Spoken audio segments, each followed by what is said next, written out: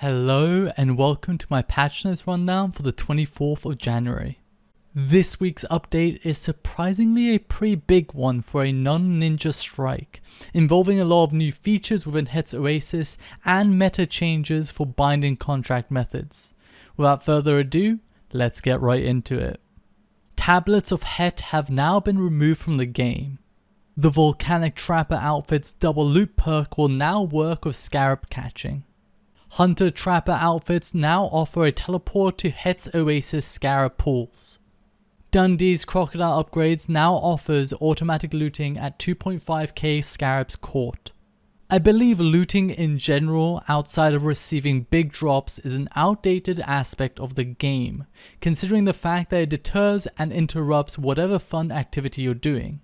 This is the same reason why they made the Charm Collector suited primarily for Slayer. The Duelist's hat now tracks duels anywhere. Crocodiles now have a chance of appearing to form a shortcut during the HET's Oasis agility course. I spent about an hour testing this course and only noticed a crocodile spawning twice. I don't think it's a proc from you going through the course, but more on a set or random timer with no message alerting players that they have appeared. The Farming Master Cape will now automatically treat flower bushes with Super Compost in HET's Oasis. Rapid Growth and Supreme Growth Potion will now work with flower bushes in HET's Oasis. Missing boss tactics have been added to the Beast tab. The full list of new additions is on screen, as I believe this now covers all bosses. The wiki link is nice, but it would be even better if they also had a link to the PvMe pages on GitHub.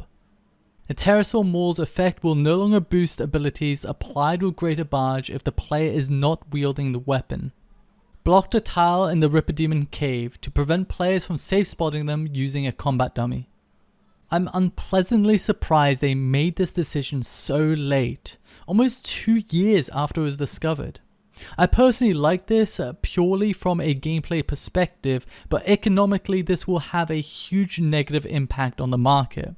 Although if you are interested in cashing in on the high GP rates, I recommend checking out Jona's video on how to farm them. I'll leave a link in the description. Clue scrolls gained from the scripture or BIC will now go straight to the clue carrier. Fix an issue with incorrect difficulty information during the Karapak encounter. Players are now able to pickpocket J-mods in Stealing Creation. Now, I know this isn't a notable update, but this comes from a funny story that I'd like to share.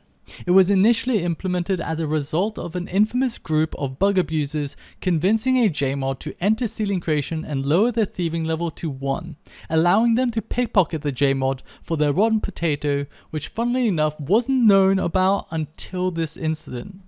Calgarian Demon special attacks now correctly drag the player in and heal them in the player-owned Slayer dungeons. The Fremennik Saga has been rebalanced to make it a more enjoyable experience. And that's it for this week's patch notes. Even though this week's patch notes were mostly great, I don't know how I feel about these absurdly late changes to features that have a significant impact on how the game is played as well as the market. Let me know what you guys think. Is there ever a case where something is too late to change? Anyways, that's it from me. Thank you for watching and take care.